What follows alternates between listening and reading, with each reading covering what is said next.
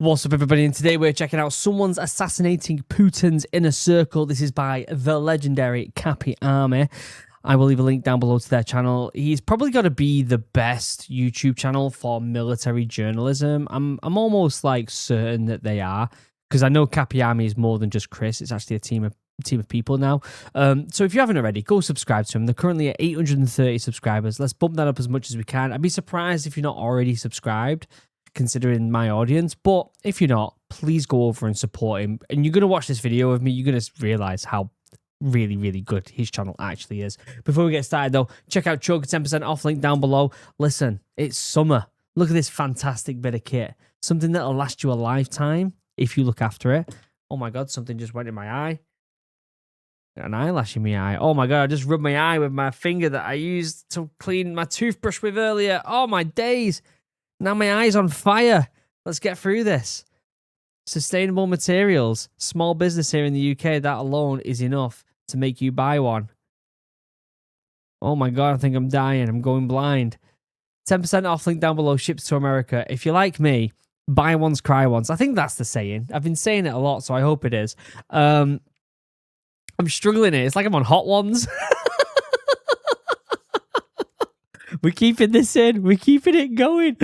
I am so fed up of buying stuff that falls apart after one season. This is why I'm buying really high quality stuff these days, whether that be my clothing, my cookware. I bought a Swedish axe at the Bushcraft show the other week, and it's a great bit of kit. I'm just fed up of buying cheap shit. That's it. And this is something that will last you a lifetime if you look after it. You can actually take the metal part out and put it in your dishwasher, which is really cool. It comes with a free bag, free customization, and they ship overseas to America. So get some while you can. My eye's starting to cool off a little bit now.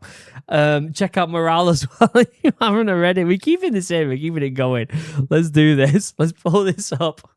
Oh my god, I need to like clear whatever's in my eye, but I cleaned my toothbrush with this hand, and even though I've washed it, it's like burning my eye. Wet work is the old intelligence community term for assassination operations. Wet The name work comes from the fact that these missions often leave behind blood, hence the wet part. A series of increasingly bold assassinations have now struck Russia's high command Holy far crap. from the front lines. And what most people don't realize is that all of these killings are part of a much larger wet work campaign on a scale that we haven't seen since World War II. What? And a campaign that's designed to pressure Russian authorities into ending the war. According to leaked European intelligence reports, Putin has I like his shirt. Russian authorities into ending the war. According I like that shirt. Chris, who's your stylist? I like that shirt. to leaked European intelligence reports, Putin has now become so fearful of these operations that he has stayed in his underground bunker for weeks on end Oh my to avoid god. these assassination attempts. Surprise, So today, surprise. I want to look at the unfolding assassination campaign, and we'll ask if this kind of assassination strategy like this even works. For nearly 3 years, one of Russia's most senior generals lived with the kind of security most people can only imagine. He had elite bodyguards. All of his communications were encrypted. He traveled in armored government vehicles. Yet on the morning of December 17th, 2024, that didn't change a thing. The way Kirillov landed in the crosshairs in the first place is part of a familiar pattern. Ukrainian prosecutors formally charged Kirillov with war crimes. But why do that? It almost seems symbolic. What good is a criminal charge against a Russian general sitting comfortably in Moscow? True. Ukrainian investigators were building a legal justification for what was about to happen. Kirillov headed Russia's radiation, chemical, and biological defense troops. It's an entire branch of the Russian military. Officially, that organization exists to protect Russian soldiers from chemical and biological attacks. Ukraine alleges that it was doing something far more than that. I am surprised that Russia hasn't been using more chemical warfare, considering they've been doing dirty tactics. It does surprise me quite a lot, to be honest with you. According to the SBU intelligence, Or at least I'm not hearing about it as much as you would expect. intelligence service in Ukraine, Russian forces used chemical agents thousands of times during the war. Ukraine, the United There you States, go. and several There you Western go. governments accused Putin of employing chloropycerin, which is a choking agent not used in wide scale since the First World War. It's outlawed internationally by the Chemical Weapons Convention. Ukrainian officials claim thousands of their soldiers had been killed and wounded with the Wow. weapon from This is the first time I'm hearing of this. we often watch kind of like military videos from the Ukrainian sides of trench warfare, etc., clearings and patrols and special forces and stuff like that. I have yet to see this being discussed. I'm not surprised that it's happening, but at the same time, like, it's still shit to hear. Do you know what I mean? Russia. It causes severe irritation of the eyes, coughing, choking, difficulty breathing, and much worse than that. It's used to force troops to get out of cover, particularly to get them to get out of trenches. Oh my God. Kirillov allegedly personally ordered the individual chemical weapons attacks, and by killing him, the Ukrainian SBU believed that it would send a message. But the challenge was enormous. First, they had to find him. Human intelligence on the ground in Moscow had to identify his residence. Ukrainian agents on the ground studied his routine. They figured out which entrances he used. They determined when he left for work. The sources did this inside one of the most heavily monitored cities in the world. Wow. This is a pattern of life done ironically to cause a pattern of death. That's some really, really impressive intelligence. That's some very, very impressive intelligence right there. Doing recce's within that city, getting that information and reporting that information back in a timely manner through, you know, secure communications. Very impressive. How do you hide an explosive? City scooters are everywhere nowadays. Probably seen them. They're basically ugly urban camouflage at this point. And if you've ever tripped over one blocking a sidewalk, you've identified exactly why they're useful in this case. Nobody looks twice at them. The assassins team decided to hide the explosives inside the electric scooter Wow. and position it near the entrance of Krylov's apartment building. According to Russian investigators, the device contained roughly 300 grams of TNT equivalent and was connected to a hidden camera overlooking the entrance. The video feed allowed handlers to watch the building in real time. And Lieutenant General Igor Kirillov walked out of his apartment building in Moscow, and seconds later, he was dead. The explosion ripped through the entrance of the building, windows were blown out nearby, and debris were scattered across the sidewalk. It killed both General Kirillov and his aide instantly. Wow. The attack itself was shocking because the video of it was plastered all over the internet for the public to see. But what was even more unbelievable... How am I not hearing about this stuff? This is how good Capiami's journalism is.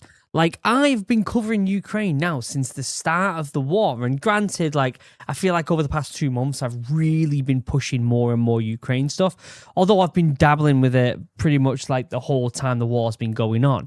And yet, this is the first time I'm seeing about these assassinations and about chemical warfare.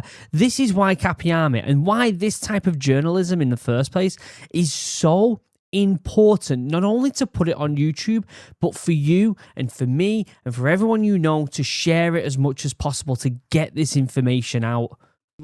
Was its location. This was in Moscow, the heart of the Russian state. Somehow, someone had just assassinated a 3-star Russian general in his own capital. Insane. And that's the thing about bodyguards. They can protect you from a lot of threats, but they can't protect you from having habits. The assassination was months in the making. Shortly after the attack, an SBU source reportedly told journalists Kirillov was a war criminal and an absolutely legitimate target. Russian authorities quickly announced the arrest of a 29-year-old Uzbek national. According to the Russian FSB, he had been recruited by Ukrainian intelligence and promised $100,000 along with relocation to anywhere in Europe in exchange for helping conduct the attack. Maybe that's exactly what happened. Maybe it isn't. What remains undisputed is the result, though. One of Russia's most senior generals was dead, and the implication extended far beyond Kirillov himself. The assassination proved no Russian official was safe hundreds of miles from the front line. It also proves that no official was safe within Moscow. That's massive. Pain is sparking finger-pointing inside Russian high command about who's at fault for the security failures and whether it's really even Ukrainian intelligence who are responsible for these assassinations. At the center of the operation was a former Ukrainian police investigator named Vasyl Maluk. Maluk took over the SBU during the war and helped oversee its evolution from a service that was largely focused on counterintelligence into one increasingly focused on conducting targeted killings and murders deep inside Russia. Under his leadership, the SBU stopped playing defense. To Maluk, this was only the beginning. What he had in plan would extend far beyond Russian generals. Many of the tactics Maluk used against Russia was originally developed by Moscow itself. In a strange twist of history, the Kremlin helped create the intelligence culture that is now hunting many of its own officers. In many ways, Ukrainian intelligence officers inherited these assassination tactics. They were trained inside the old Soviet system. The SBU itself is partially descended from the Ukrainian branch of the KGB. The tradecraft changed and the loyalties changed, but many of their old methods survived. The expression wet work is actually a translation of the old Russian term mokroyodailo. It's traced to criminal slang from the 1890s in Russia. Wet work was pioneered by Russian intelligence in the years leading up to World War II. It's a staple of their operations. It's a tactic that has fallen out of favor in European and American agencies nowadays, but the playbook is old. In 1940, Leon Trotsky, a dissident of Joseph Stalin, was living in exile in Mexico. Agents from the Soviet NKVD infiltrated his inner circle, gained his trust, and then one day inside his own home, Trotsky was struck in the head with a mountaineer's ice axe. Not exactly With an ice axe? Oh, that's one of them like pickaxe things, isn't it? Oh.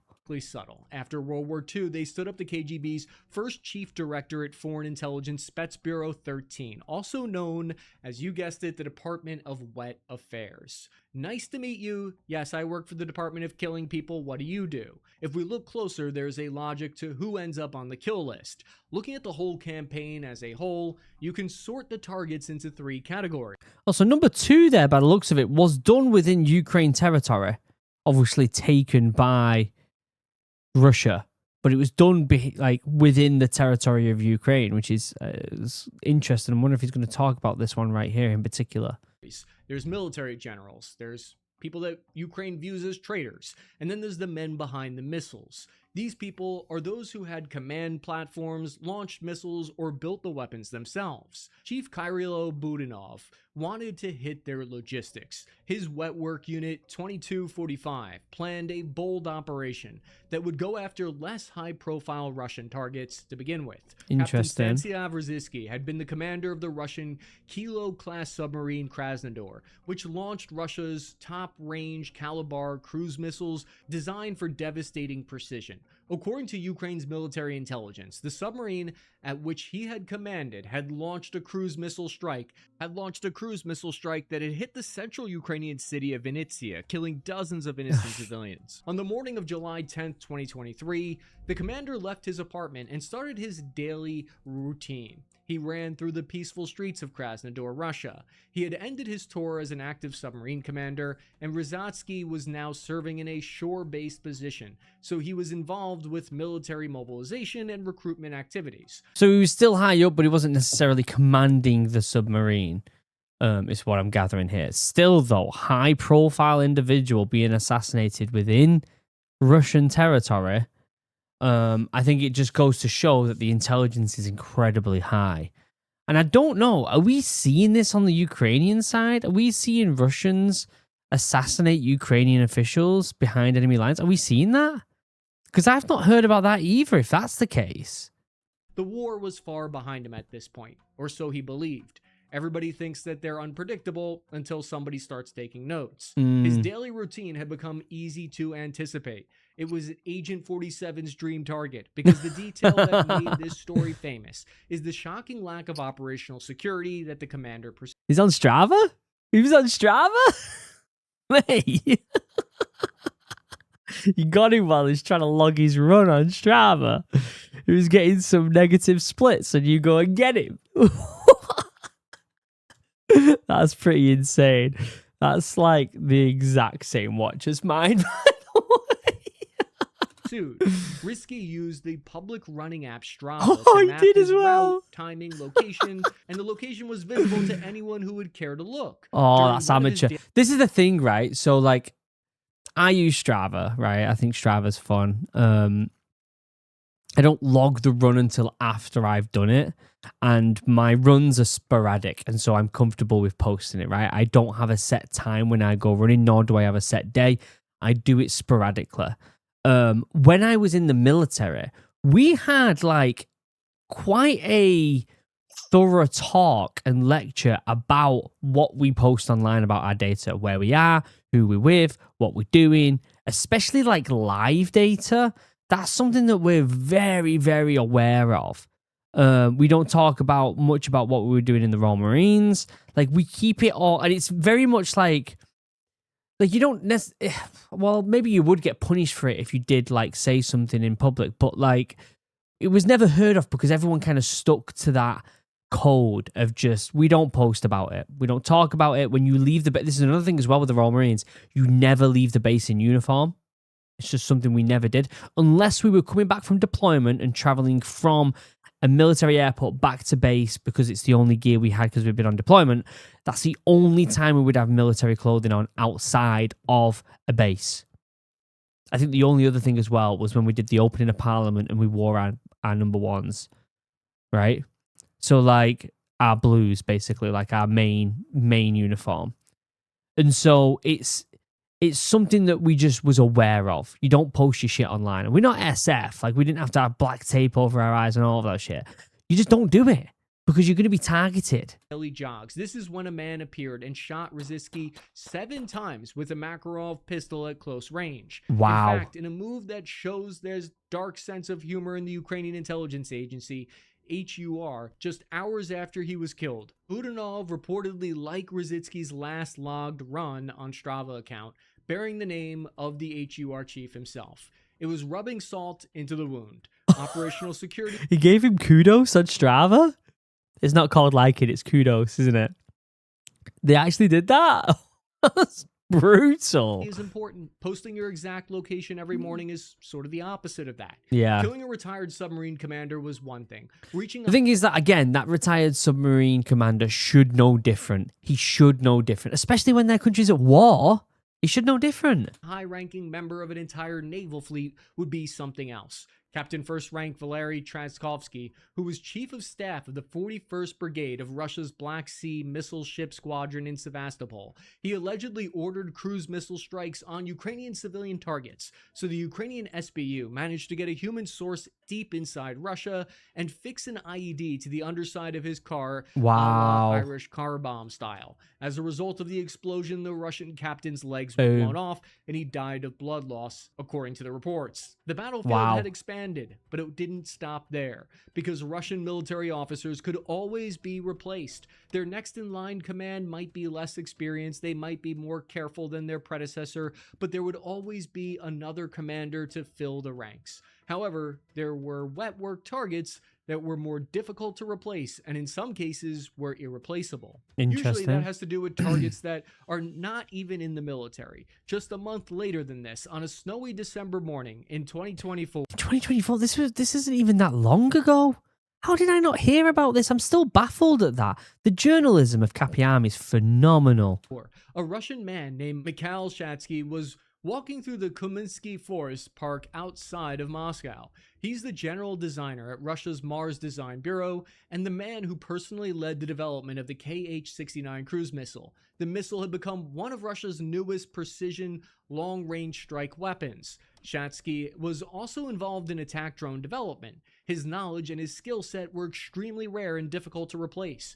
If he could be reached, it would be more challenging to replace him than simply promoting a rank below him. Ukrainian HUR agent approached him in the secluded forest park and then opened fire. The Russian engineer was shot dead. Ukrainian HUR sources told the Kyiv Independent, quote, anyone who is involved in the development of Russian military-industrial complex is a legitimate target of the defense forces of Ukraine. So they're scaring people. That's what they're doing right there. They're basically saying, you get involved, you've got a target on your back. And that's a scary thing. You got a family. You don't want to have a target on your back. No one wants that. And so it's going to stop people from taking positions, CEO positions, all this other stuff. The target list had expanded dramatically at this point. Russia's military-industrial complex was no longer safe. At the beginning of the war, Ukraine primarily focused on military commanders who were operating just near the front lines. By 2024, that logic had evolved. The Ukrainians were hunting the men that were designing weapon systems. In other words, Ukraine had effectively declared that Russia's entire war-making apparatus was part of the battlefield now. But this capability didn't appear overnight. When Russia invaded Crimea in 2014, and the relatively new Ukrainian government was met with an intelligence service which was by all accounts a total mess. The Ukrainian SBU had been created back in 1991 at the end of the USSR, and by 2014 it was widely seen as corrupt, politicized, and full of Russian moles. However, within the years following 2014, the Ukrainian SBU was transformed from an empty rack full of Russian spies to an effective intelligence service for Ukraine, much to the help of the American CIA. According to the New Interesting. York Times, the CIA had arrived within days of the revolution, and over the next 8 years had helped build out a major team. No surprise. CIA are getting their fingers in every single pie, aren't they? Let's be honest. And it's the same with the British, probably, or at least European in some way, but most likely British. They're going to be like this around the world, making sure that their agenda's on point. That's just the way it is, isn't it? In fact, the CIA worked with the Ukrainian SBU to build a walled-off arm called the 5th Directorate, insulated from the rest of the bureaucracy and free, as they hoped, of Russian penetration. Unit Interesting. 2245. At the same time, the U.S. intelligence worked to help rebuild that with the HUR, including... You know what? Fair play to the CIA for actually accomplishing that then. Because it would be so difficult to enter some sort of agency full of Russian intelligence spies, not knowing who anyone you can trust, and yet fixing it still. That's incredibly impressive on the CIA standpoint, if I'm honest with you. It's not often you can praise the CIA for stuff. Sometimes they do some very questionable stuff. But that's very impressive that they've actually managed to accomplish that. That elite paramilitary unit 2245.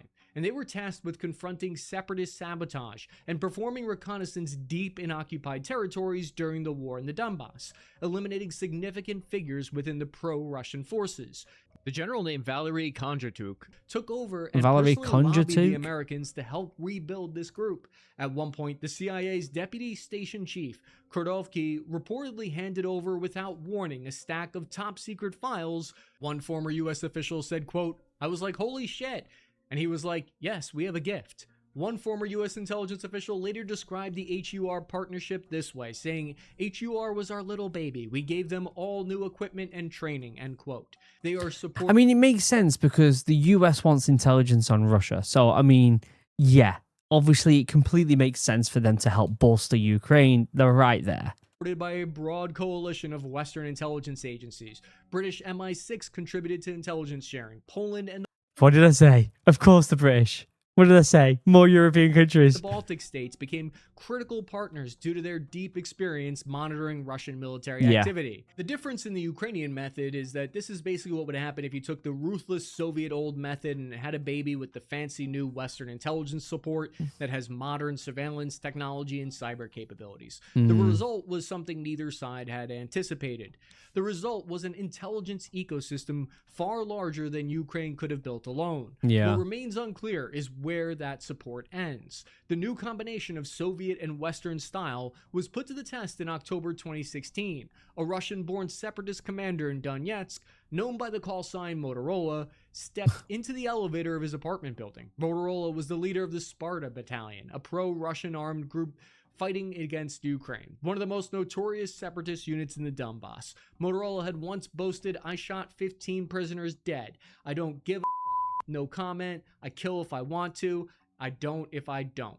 But elevators are one of those places where once the door's closed, your options become extremely limited. No amount of pressing the door open button will get you out of there faster. Unknown to Motorola, a bomb had been hidden in the roof of the elevator cabin, detonated. How'd they manage to get a bomb in there?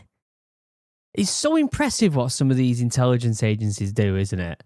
Like my crayon-eating marine brain cannot comprehend this. I mean, I keep putting myself down like that in these videos saying, hey, I was just a marine. I'm an intelligent individual, right? And I'm also well aware of what I'm not good at. Sneaky beaky stuff, not happening. I can barely leave my kids' room when they're trying to fall asleep without them waking up. And killing him and his bodyguard instantly. What's important here is that the CIA had later learned that the killers of the Motorola were members of the Ukrainian 5th Directorate, the same unit the CIA had trained, and they started freaking out, leading some to wonder how involved the Americans had become in this tactic of assassination. But there's evidence some of these killings weren't even done by Ukrainian operatives themselves. Historically, Russian security services have a long record of internal power struggles. Many of their separatist commanders wars were difficult to control, and they often clashed with their Russian handlers. There's long been speculation that some of these deaths may have been internal Russian score settling rather than Ukrainian operations. But do wet work campaigns work? Do they have the intended effect? Governments have long believed that if you could just kill the right person, the war would become easier. Sometimes they're right, other times the results are complicated. The closest analogy to Ukraine's wet work campaign is the Allied campaign of assassinations against German leadership and infrastructure in World War II. During World War II, Allied intelligence services often targeted the managers of the Nazi war effort. It was to make the machinery of the war function less efficiently. Sometimes they avoided killing a leader if they felt that they could be replaced by someone who was more competent. Sometimes the campaign had been designed to get as close as possible to the top without actually touching it.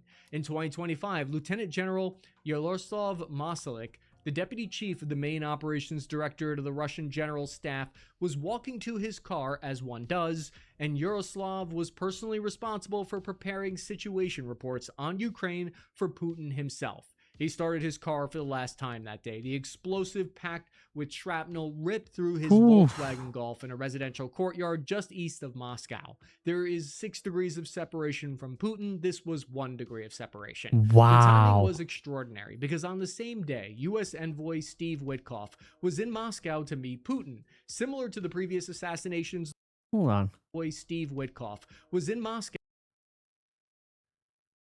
I know that individual. Isn't that Jared Kushner, whatever he's called? Married to Ivanka Trump. Son-in-law to Donnie Trump. Isn't that him? Sat round table like that with Putin? He's in some strange places, he is, isn't he? He travels a lot, that individual does. He buys a lot of sus stuff, doesn't he? Is a strange individual, he is. Gerard Kushner, is that what his name is? To meet Putin. Similar to the previous assassinations, the Russians, in response, arrested not a member of Ukrainian intelligence directly, but a 42-year-old Russian national who confessed to planting the device in exchange for $18,000. He probably could have gotten more. Ukraine started off testing their tactics close to the front line and then expanded it further. They killed 3 high-ranking generals in the space of a year, each around the area of Moscow. But Ukrainian HUR believed that they could only get so far with taking out generals, scientists, officers, and engineers. There was one final, unlikely category of supporters of the war effort that would also be targeted next. There's a saying that you can't kill an idea, but it hasn't stopped people from trying throughout human history, and sometimes they wound an idea very badly enough that that idea becomes less attractive. It's true. Ukraine expanded their wet work campaign to people they considered to be propagandists who were peddling Russian narratives. These are people who, while not active on the battlefield, are involved in the information war. Again, another valid reason to use a scare tactic to stop people from talking about Russian propaganda. Makes complete sense. This is a side of the Ukraine war that I knew nothing about. And I'm honestly like blown away at not only the information, but the quality of this video. I genuinely, this might be one of the most impressive videos on a side of the Ukraine war that I have not seen. We concentrate so much on boots on the ground. This is all above my pay grade. It's so interesting. It's a controversial dark side of the campaign. Ilya Kliva was a former member of the Ukrainian parliament who fled to Russia when the invasion started. There he justified the invasion while on Russian state media. He called for Ukraine to surrender. As a response, Ukraine had initially sentenced him to 14 years due to treason. But clearly the SBU chief Maluk had something else in mind for Ilya. Just southwest of Moscow in December 2023, Ilya was sitting in a parked car when a gunman approached. Ilya was shot multiple times. The HUR spokesperson went public saying, quote, "We can confirm that Kiev is done. Such a fate will befall other traitors of Ukraine, as well as the henchmen of Putin's regime." SBU chief Vasily Malik what a stern warning that is to any other traitors. My God. stated in March 2024 in a Ukrainian TV interview that the agency had killed more than a dozen Ukrainian collaborators in occupied territory. Mikhail Filipenko was a former separatist commander that Ukraine accused of personally running torture chambers in Luhansk. On November 8, 2023, he walked to his personal car like he'd done many times before, except this time agents had hidden a bomb on his vehicle and it exploded, killing him. HUR claimed responsibility, going as far as to post his home address on Telegram them doxing him. The campaign was not limited to Ukrainian traitors, but expanded to those directly involved in Russia's pro-war media and propaganda machine. Valadin Tarsky, real name Maxim Forum, was one of Russia's most prominent pro-war mill bloggers, a man who stood at Kremlin annexation ceremony in September 2022 and said on camera, quote, "We'll defeat everybody, kill everybody, rob everybody we need to." Simply put, this man was extremely important to the Kremlin in creating Russia's narratives What a about muppet. the war in Ukraine. Surely you don't spout stuff like that and don't realize that you sound like the bad guy. We'll kill everyone. You can't say shit like that. At a public event in St. Petersburg, he was handed a decorative bust. It looked like a nice gift from an unassuming person. Inside, agents had hidden explosives in a remote detonator. The explosion killed him and wounded bystanders at the event. What? In an award? Oh my god. Unintended targets have been hit in the campaign as well. Darya had a famous father, Alexander Dugina, a well-known ultra-nationalist political commentator who's close to Putin. A remotely detonated car bomb killed her. U.S. intelligence later reported that the intended target had been her father. The Ukrainians denied involvement. With over 120 successful assassination missions, Moscow started to devote enormous resources to hunting Ukrainian operatives. Wow. The Russian FSB, Russia's primary domestic security service, responded to many of these attacks by launching massive manhunts and attempting to trace Ukrainian intelligence handlers inside Russia. The pattern has been clear. Nearly every time that there's been a killing, they arrest someone that they say was a collaborator. At the same time, Russian intelligence services have pursued their own wet work campaign against Ukrainian leadership. So this is what I was saying about, I've not heard anything about the other side either, about Ukrainian leadership being assassinated. So this is where they're probably going to talk about this. Assassinate the head of their drone program, attempting to assassinate Ukrainian President Zelensky repeatedly.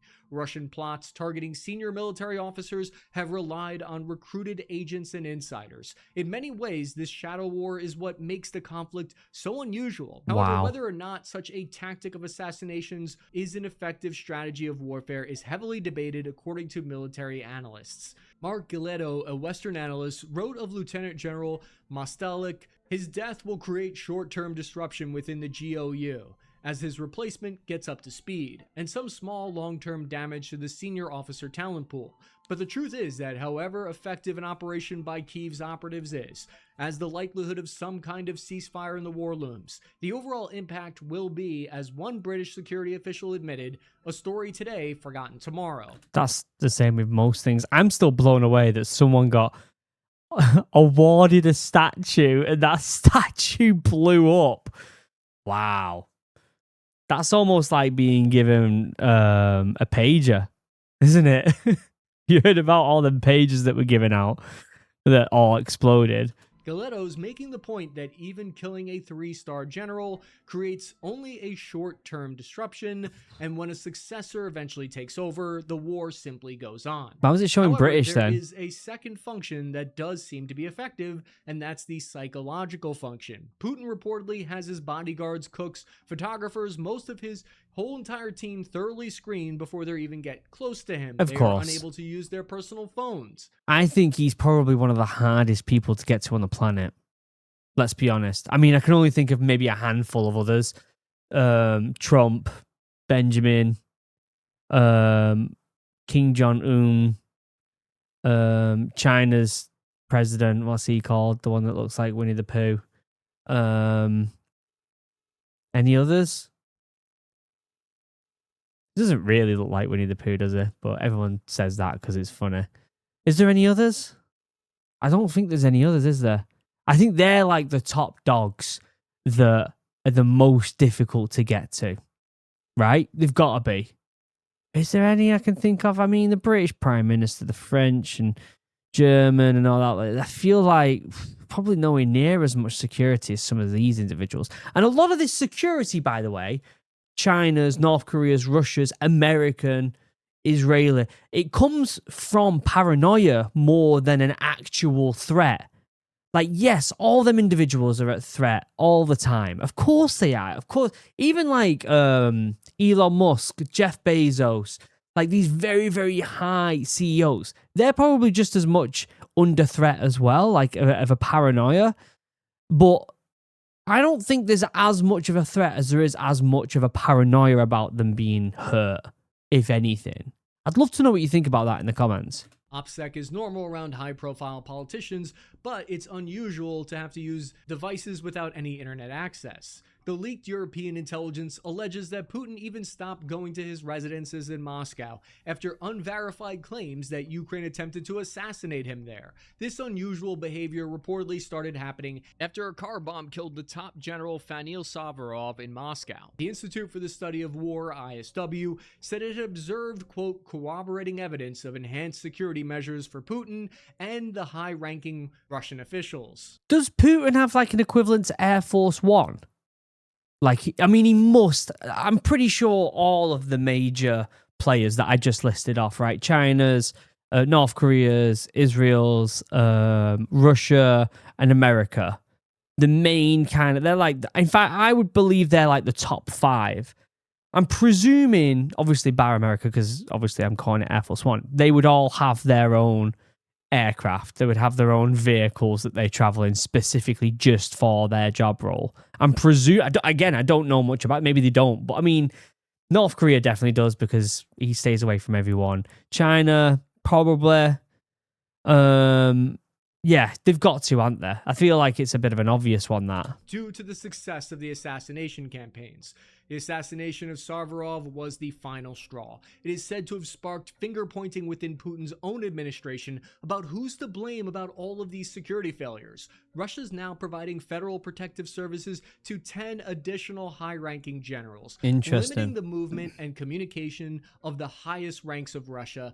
That seems to be a worthy goal. Nigel Gold-Davies of the International Institute for Strategic Studies said this will deeply disconcert other senior elites, including military figures, that they can, in the capital itself, be killed like this. Because one of the main effects of these high-profile wet work campaigns is bringing the war to the daily lives of Russians who had previously been able to ignore it. The logic is any Russian commander who had previously considered acting brazenly, such as striking civilian infrastructure, may do so with the risk of their life. Whether these assassinations actually shorten the war remains an open question, but in the words of HUR Chief Budanov, we have killed Russians and we will kill Russians anywhere in the world until Ukraine's complete victory.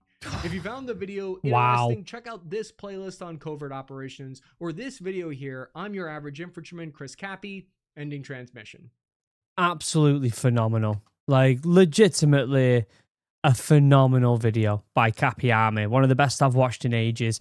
I mean, yeah, all these individuals are going to be really, really, you know, secure when it comes to their security and their travel and everything. And the truth is, like, posting your stuff on Strava, it doesn't really matter anymore. There's so much surveillance and intel and these flock cameras going up all over America. And there's already the equivalent, I'm sure, all over Britain. The fact that everyone's carrying a phone or a watch with GPS, like, everyone's trackable, everyone's online. It's just, if someone wanted to do something, it's gonna happen, isn't it? It's only these very, very high up officials, not only in government, like I said, but also in companies like Elon and Jeffrey and all them lot, where they have the power to almost like satisfy their paranoia in protection, right? What a bizarre world we're living in. What an absolutely bizarre world. It almost brings me back to World War One, about how the most bizarre assassination ended up triggering the whole of World War One, and even that was like the assassin was failed, and then he just went around the corner on a street, and then the car just randomly turned on that corner, and he managed to get that whole story in itself of assassination is mental. But I think it's I mean, it is fascinating. That's why we have stories like James Bond and stuff, isn't it? Absolutely mental. Loved that video. I'd love to learn more about that stuff. Check out Cappy Army, link down below. Check out Chug, 10% off, link down below. And check out Morale if you haven't already. I'd love to have the discussion about this one in the comments as well, because I think it is genuinely fascinating. Other than that, I love you all. Have a wonderful day. Goodbye.